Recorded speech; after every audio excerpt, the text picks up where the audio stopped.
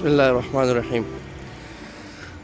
اچھا جی، یہ اللہ سبحانہ و تعالیٰ کی قدرتوں میں سے قدرت ہے۔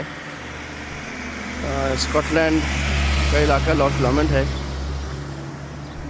یہاں پر ویڈیو بنانے کا مقصد یہ ہے کہ اللہ سبحانہ و تعالیٰ نے یہ خوبصورتیاں ہمیں بھی عطا فرمائی ہیں۔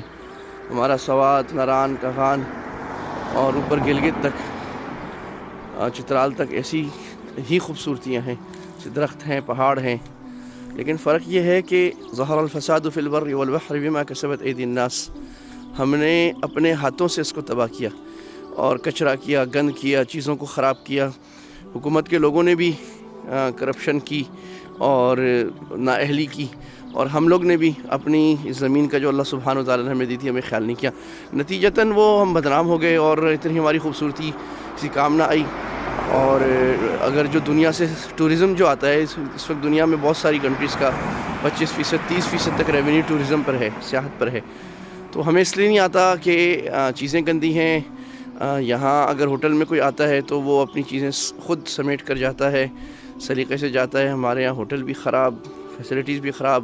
اگر ہم جاتے ہیں تو ہم سمجھتے ہیں کہ ہم نے پیسے بھر لیا، ہم جو چاہے کریں، تو وہ گندہ کر کے جاتے ہیں۔ لہٰذا یہ صفائی نصف ایمان کی حدیث، اگرچہ اس سے مراد طہارت ہے، لیکن وہ اتنی یہاں پر آ رہی ہے کہ اگر کوئی قوم صرف صفائی اپنا لے تو اللہ سبحانہ و تعالیٰ اتنی کامیابیاں عطا فرماتے ہیں، دنیا کی بھی اور آخرت کی بھی، اور صفائی زندگی کا نیچر بن جاتی ہے۔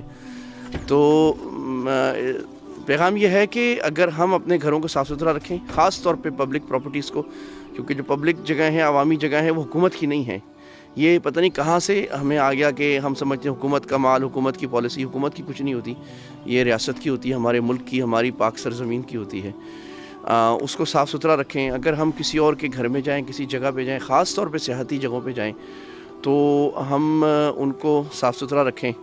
اور یہ آپ دیکھ رہے ہیں سامنے ایک آدمی کتا لے کے آ رہے ہیں، اور یہ سامنے بورڈ لگا ہوا ہے کہ اپنے کتے کی جو پوٹی ہے، پخانہ، اس کو بھی ساتھ لے کے جائیں۔ تو یہ لوگ کتے کا پخانہ بھی نہیں چھوڑتے، ساتھ میں انہوں نے تھیلیاں رکھی ہوتی ہیں، وائپ رکھا ہوتا ہے، وہ بھی اٹھا کر ایک بند کر کے سیل پیک کر کے لے جاتے ہیں اور کچرے کے بالٹی میں پھینکتے ہیں۔